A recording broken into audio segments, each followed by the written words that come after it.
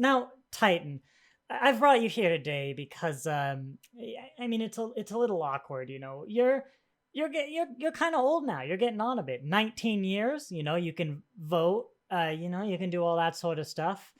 But you know, you're around the age. Actually, you're quite frankly a little late. You know, that's my bad. That's not on you. That's not on you. But we really should have had this talk a lot earlier because you know you've probably noticed recently that some things have been changing. You know, recently things have been a little more animated, and that's okay. That's okay. But a starship your age is going to start noticing changes. You're gonna see some geometry shifting. You might notice secondary hulls where there weren't secondary hulls before.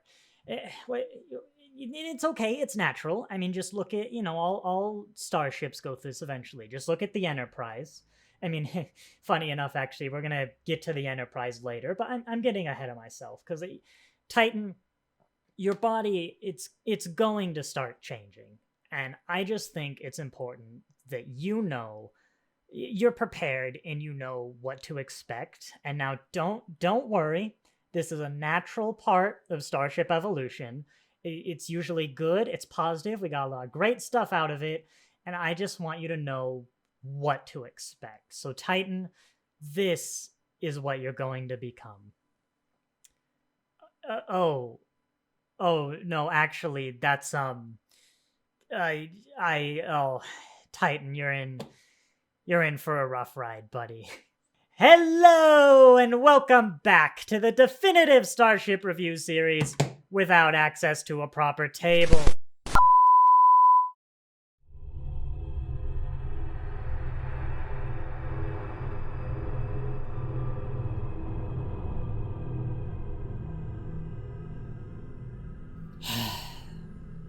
I knew this day would come.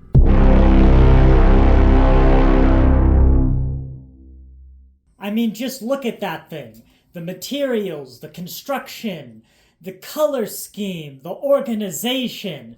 I mean, that thing could be on the cover of a magazine.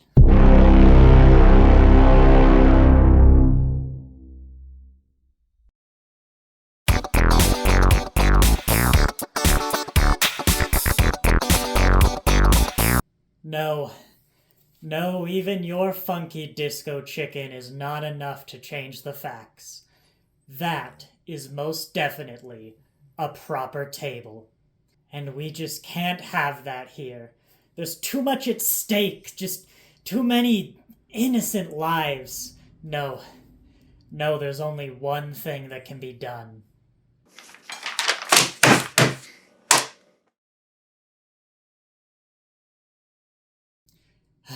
There we go. It's improper now. We can begin. Hello, and welcome back to the definitive Starship review series without access to a proper table, where today, yes, we, oh my goodness, are gonna kill the Titan, just like that French waiter I didn't realize had collapsed in the background. Where today, yes, we are properly back, and not just me, because we are reviewing the USS Titan A. Whoops, from Fanhome. We really are back. We're throwing the starships around. Now, this video is a little bit different because this is issue 1 of the new collection. I'm going to start by actually going over a little bit about Fanhome and the collection as a whole, and then get into the model. If that doesn't interest you, these videos will always have chapters. You can just skip ahead to, like, start of review or something. But I also want to say before we get in is when I did Eaglemoss, I was part of like an affiliate program for most of it. There was a thing there.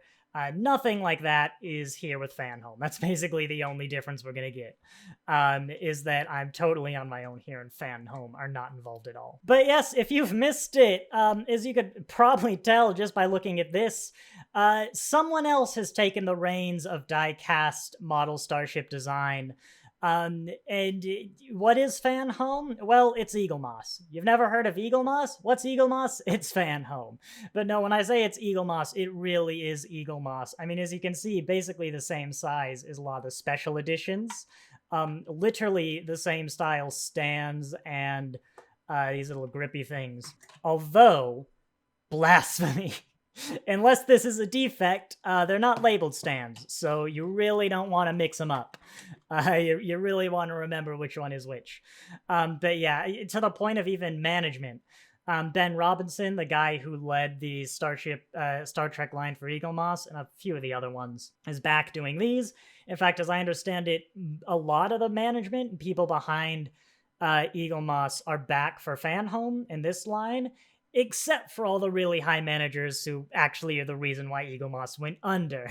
This is a monthly subscription, about the same price. I think actually the same price as the Discovery collection.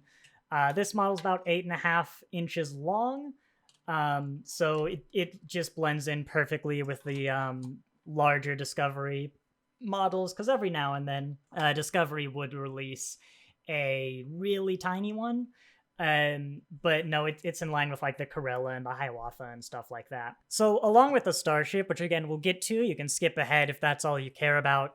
You also get a bunch of the normal stuff. Whoops, I will put still images, but you get another magazine that is just the Eaglemoss magazine. I mean, look, it's got the same first page. That is the logo from before. It is the official Starship Collection logo.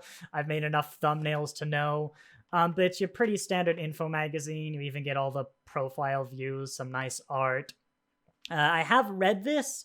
Again, I mean, you can pause and read it if you really want to. It's all the sort of information that if you engage with the fandom and kind of the production of the shows, like someone who would buy these models is apt to. Oh my gosh, I've killed another pedestrian.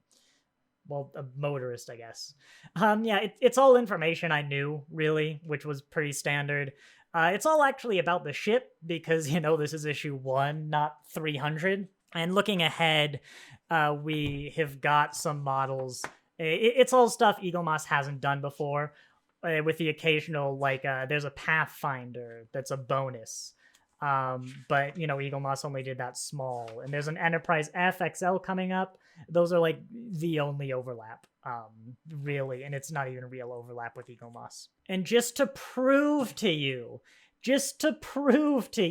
that this is Eaglemoss, I know it was the question that everyone had on their mind. Let's see, where were the ones I found? There we go, there's some. Just to prove this is Eaglemoss, you've got slightly misaligned windows. There we go. That's the true sign that Eaglemoss is back. But yeah, I think that's enough for fandom. How about the Titan A?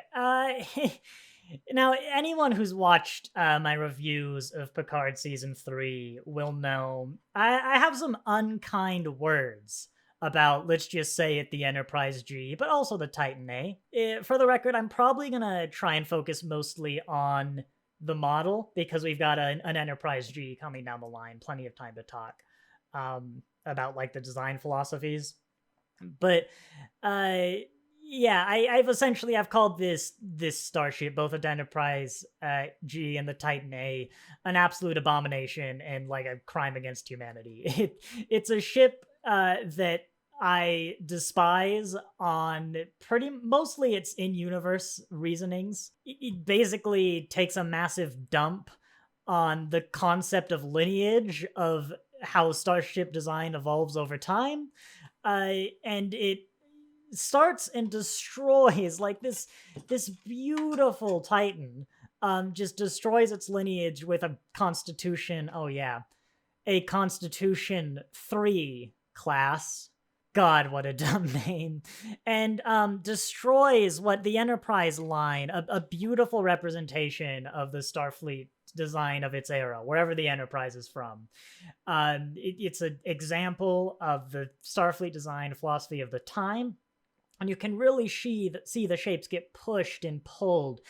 You can take away the letters, because obviously it's alphabetical, and put them in front of someone who has never seen Star Trek, and they can probably line them up in the correct order, maybe swapping one or two, because that's how a lineage works. That's how the language of Starfleet design works, and this one just takes a dump on it It doesn't even make sense in universe. So with all the context I gave you, because it's really important to understand that this is actually a fantastic model.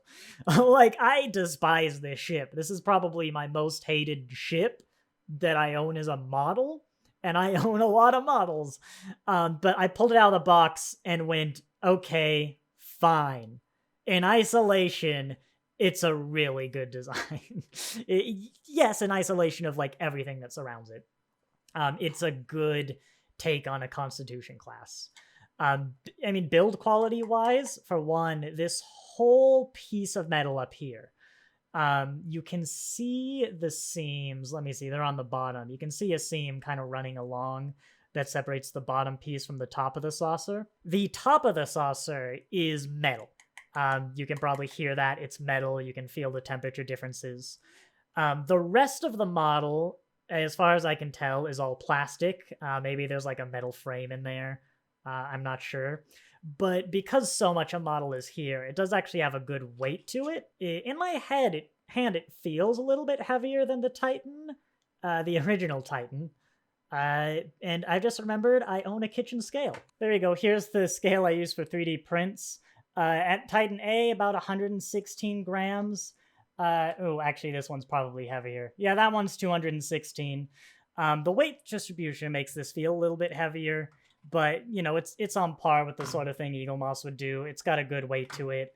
A little over 8.5 inches long. The magazine says 8.6. My tape measure looks about 8.5, but, you know, not the easiest thing to measure. So yeah, construction-wise, I think this is great. I did point out the misaligned windows, par for the course for Eaglemoss, now Fanhome. But actually, I think the paint job is really good. Looking from afar, you really don't notice any of the windows that are misaligned. But other than the windows, I don't really see any flaws with the paint job. Looking at some of these detailings here, I can see they're kind of off where I think like that circle might be, but you have to get pretty close to notice. Part of it is that this color, this dark gray, the modern starships are always like this for Discovery and Picard. The weathering and this gray help hide the indentation of the windows, so that is a part of it. If this was like, I don't know, red, maybe it was like a Surak class, you might notice more. I think it's one of the better ones I've seen from these sort of Eaglemoss Fanhome. I mean, well, it's the best Fanhome model, but, you know, this sort of thing. And I pointed out the seam earlier. This is probably the most obvious seam, and you have to look upside down. There actually really aren't too many. This is probably the most obvious, that connects the saucer to the neck. But otherwise, like, I can tell you where the seams are. You know, obviously there's the pylon to the nacelle. There should actually be one that splits that nacelle. Yeah, here at the top, that splits the two halves of the nacelle. But again, looking at the model, I'm not seeing it. So I'm very happy so far. I think I've seen some of the models from Comic-Con and like pictures and stuff, and they all, you know, this doesn't seem unreasonably good compared to the others. So it just looks like we're going to be getting Eaglemoss level stuff over here. Yeah, moving on to the Titan more specifically. Again, I think I'm going to save some of my deeper dives when we get an Enterprise G in a few months here. But is a ship, it is a 23rd, you know, movie era starship that somebody has put the Picard Stargazer nacelles on. And that isn't an insult, although don't get me wrong, it's intended as one. That is actually how they designed it. Hey, remember these magazines? No, that's literally what they did. It's actually hilarious reading it. Well, disappointingly hilarious. If you don't know, the Titan is based off, I'll probably put it on screen, a fan design called the Sri Lanka. And I believe the guy who does those modelings now works with the production. Well, obviously, I'm holding the Titan. One of the guys who works on Picard saw, and was like, I want that for the hero ship. He didn't tell anyone it was going to be a Titan, let alone an Enterprise. Literally emailed, was like, hey, what would this look like with the Stargazer nacelles on? He put it on, and was like, great, that's the hero ship for season 3. Gave it to Doug Drexler, didn't tell him it was the Titan, and told him to do that. And yeah. But even the guy who designed the Sri Lanka there's a bit in the magazine where he's like, a 23rd century starship, they're just going to put 25th century nacelles on. Surely they're going to do more than that, right? Because obviously, if you do that, it'll look like a dated relic. And I don't mean dated in the sense that it came out in the 70s. I mean dated in the sense that it is a 200-year-old design that is woefully out of place. And so he did some ideas for refining it to actually be 25th century, and then they were like, oh no, we literally are just going to swap the nacelles. It's actually, to be fair, justified more in the magazine. It's just baffling that they chose to write that this literally becomes this. Yeah, I'm sorry, this does not have the skeleton of this one. I'm digressing. We're here to talk about the model. And yeah, kind of analyzing it in isolation of the context. As I said, it's a pretty good Constitution class. Still, I don't think you can beat the original. There are elements I like, the little wheeled swirling neck thing.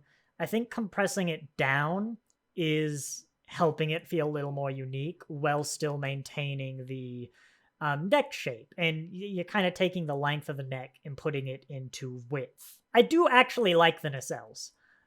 They do a great job of making this not obviously a 23rd century design. I'm getting my 23rd and 32nd centuries confused. And just looking in general, it is kind of interesting to see a Constitution class, which firmly exists in the 23rd century. You'd never take it out of there. Having like TNG, phasers, having these sort of more advanced deflector dishes, and generally like color schemes and weathering that don't belong to the century the Constitution class is in. And I actually do appreciate with these models. Actually, I'm going to do the other one. I've got my Enterprise A here, which this is basically a remix of the Enterprise A. If we look at our hull at the bottom, let me put them the both ways. They've actually really copied that little design there by my thumb, and they've really brought forth a lot of the geometry, the square rectangle there. And that's just very nice to see from a fan perspective. Is just a little nod to the Constitution class if you accept this evolution. Additionally, on the bottom, funny enough, despite being a remix of the TMP, it actually matches the original more. This is my ISS just because it was the easiest Constitution glass to get a hold of. But it still has those shapes, obviously, from the bottom. It actually, I think, mimics these pinstripings on the nacelles a little bit more. And under there, you've just got, the same sort of window patterning. A sensor dome, updated a little bit to, what you get in the 24th, 25th century. And honestly, I'm actually a little bit surprised that they didn't put the registration over here on the sides. But I think they've done a good job of then putting the 24th 25th century Aztecing, turn of the century, let's call it Aztecing, in color work on the bottom here. Getting a closer design, the artwork, the application of the Titan into the registration number, which took me a minute to go, that's not the Enterprise, that's not 1701. It's very well done. I think it's very clean, and I actually like the pure black.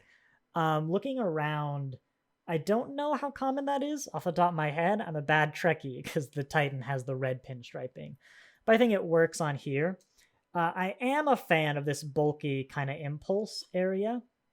I really love, you get the two impulse crystals that you get kind of a lot in these later starships, but still the motion picture-esque design on the bottom. So you still kind of keep that tie-in, but you're hiding it from the top. So it looks more like a later design in the timeline. But I do like over here just this bright orange. It's painted orange. It's not translucent, but it does still pop. And I like the power just because this bit is so much thicker. Then again, if we're going to take out our Enterprise A, which is a totally smooth, sleek saucer, you've really bulked this out to imply the mass of the Titan A, which I think is like twice the size of this. It's 500 something meters as opposed to, what is it, 2 something, 300? Actually, I'm gonna fact check that. It's on screen if it's wrong. It feels like you might need more power, even though the overall design is smaller and sleeker for a Constitution class. Just generally around the hull, artsy thrusters in the right place. I actually don't know what those are, but the little gold panels you get here, RCS, airlocks. Doug Drexler did this, so he put all the fan details in. It's in the magazine. He was like, he didn't use the phrase, but they're the fan police of like, he knows what all the parts should have, what a starship needs, even better than me. That sounded really pretentious, even better than a lot of like general fans. But it's still really important to have that common language. You don't want a lineage that just pulled out of nowhere and doesn't make any sense. For the record, I also complain about the 32nd century Constitution class just a tiny bit less, because it's at least changing more and fitting in with its century more. Okay, we're leaving topic. So I said, I do like these Stargazer nacelles. They are a tad different, at least looking at the renders from the magazine. The Stargazer, this is divided a little bit more. If we just look at the magazine real quick, it kind of looks like there might be slits on the side. Whereas if we look at the Titan A, here we go, there's two little dots as opposed to a more contiguous thing. I don't know if that's really going to be reflected in the model, but yeah. The idea is kind of that they have a standard nacelle that goes on everything. I don't love the idea in the literal sense of the word, because I think you're going to have some weird configurations, like the Titan, which has a very unique nacelle. But, I mean, generally, the components of the Enterprise D show up anywhere in the 24th century. You have the motion picture nacelles. I do think it really helps if you at least have maybe 2 or 3 common things that share, and the Stargazer nacelles definitely help. Honestly, they're probably my favorite part of the design, the part that's actually the century they're from.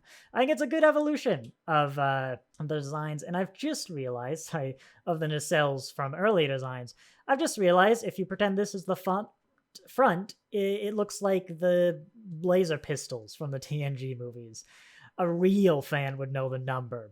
Mark 9? I don't know. No idea what part of the video this is going in, but Alex, come here. You walk downstairs. So you have to review this ship. It's the one in my hand. Oh no. Another Enterprise. I thought that's exactly what you'd say very quietly to the mic. Sorry. Here, I'll say it loud. Why does these parts look like... Say the word. I couldn't remember if they were called turbos or nacelles.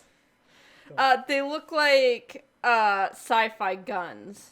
I just said they look like the old phasers in the movies you haven't seen. Yeah, but they look like sci-fi guns, like you'd be like, my hand's a person. Yeah, that's exactly what I just said. I now know where I'm going to put this section into the video. Oh, this whole thing. Yeah, you know it happens. It has to happen. Not bad. Like an observation platform? Is it skiing along the water? What's the lifesort rating? I don't know. It's just an Enterprise. I mean, it looks cooler than most Enterprises. Is it the same ship as this one? No. See, even my wife can tell. Well, that one... They're literally the same ship in canon. They are like not. That is supposed to have the skeleton of that inside No. it. Yeah. That is a lie. Yeah. That is a Yeah. whole Yeah. lie. This one looks less like an Enterprise than that one. Good, it's not an Enterprise. Is this from the animated show? Yeah, you've done that one already. Have I? I think you said, "Oh no, another Enterprise," and we had an argument about how the Titan is not an Enterprise, and I'm going to inject that footage here as validation. Bam! Ooh, that's a look. It's the same ship. It is not the same ship. It is the same It is not the ship. Inquiry class. It is the Look, same Starfleet ship. has a vague style. Look, it's got a thing on the top. How's it the same? Oh, sure. It has It's a got thing on it's got gumdrop nipples. It's got these like okay, actually the Inquiry class does have these protective things, but It's the same ship we've seen since the beginning of the series, it's got but it's traditional. blue. It's got the Nemesis But style it's escape pods. blue. Now that I've seen one that looks more like an Enterprise, like the 50 ships you have on here, I can tell that this one looks less like an Enterprise than this one. But it's show. blue. It's the same dusty. ship we've seen 1,000 times. I see it right there. That's the NX. The original. It's an Enterprise. It's not an Enterprise. It's the Titan. It's an Enterprise. So I give this 1 Titan Constellation class out of an Enterprises. Wrong class, but it's better name than the class it is. What's the Constitution 3. I like Constellation. That is a class of starship, but not that one. Back here, you have a clamshell door that seems reminiscent of both the original Titan and the kind of movies. I think it's maybe a mix between something like Voyager and what you'd get here, and you know the Constitution classes. But body-wise, it's generally pretty plain. Not a whole lot to talk about. It's mostly the flow and the shape. Just a bunch of windows. That's really what a secondary hull should be. A few greeblies to make it interesting. I do like the continuation of this sort of gray line from the spine of the neck down here into the shuttle bay. That's just a nice little design detail. Down here, something that feels more akin to an Excelsior. In fact, is that just an Excelsior? God, good to be back going and pulling all my starships off the shelf. No, it's a little more streamlined. The Titan A is shorter, and it's got a little more interesting geometry in the front, or at least a little more varied geometry. But I do think it's a good hull. Again, a little more 23rd than 25th century. But I think it's, in isolation, I think it's pretty good. And then this right here is the part in real time where my wife came down. So if I've just abandoned a thought completely, I guess that's editing me's job. Oh no, we were on here. We were on the secondary hull. Which, yeah, it's very, not very, it's just on the tip of, like, fan design, where fans' designs have a tendency to be more curvy and a little more, this is hard to build as a physical model than official designs, even in the modern era. That makes sense because this is literally a 23rd century fan design. Generally, I think it makes ships look bad. Like, I think there are 2 good fan designs. That's the Titan and the Adventine, or wherever it is, that still keep a sort of... It's not blocky, like there are curves, but it's like you could build this as a physical model. And I do agree, there are some aspects of this, like, lower front section that I'm not super keen on, but it's just close enough that I think you could get away with it, and there's none of that in the rest of the ship. Like, maybe the nacelles, but you get nacelles with that level of curve. I mean, the Enterprise E has more curve than that. I also want to point out that before recording, when I Googled when the Design the Titan competition was for the intro, so I could do the joke about the age, the website from 2005, the, like, blog post I found announcing it, the very first response is, like, nifty, if a bit derivative. Oh dear 2005 Trekkie, if only you knew. But yeah, I think that's all I have to say on the Titan A today. I'm sure everything I forgot to say I'll be fuming over for the next few months till the Titan G. I can't remember exactly when we get that, but I'll compare the XL to this. Probably talk a little bit more about lineage design philosophy for something different. But yeah, it's... For how much I hate this ship, it is amazing how much I pulled this out of the box and loved this model. Is always, like, with 2 or 3 exceptions, having the model makes you appreciate the starship so much more, and that is still true for the Titan. Don't get me wrong, it's still an abomination and a crime against lineages that fundamentally misunderstand so much about Star Trek and its history. It's just to get accused of, I don't know, some sort of gatekeep overprotective fanness. yeah, when they announced this as the first issue, I went, really?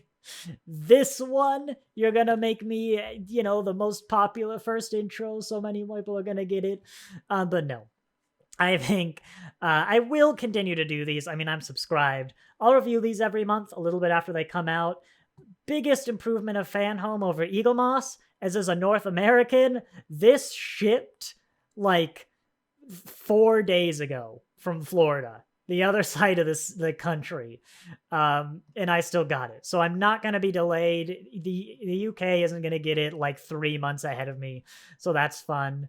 But yeah, if you're debating subscribing to Fanhome, if you liked Eaglemoss, do it. It's just more Eaglemoss. I'm usually not one to talk about the money, because what is like $55, I think, is what the normal one is a month. Don't quote me on that. This one's a little cheaper, because it's the first issue, and then a little more for the XLs. That means different things to so many people. It's Eaglemoss. It's a very good model.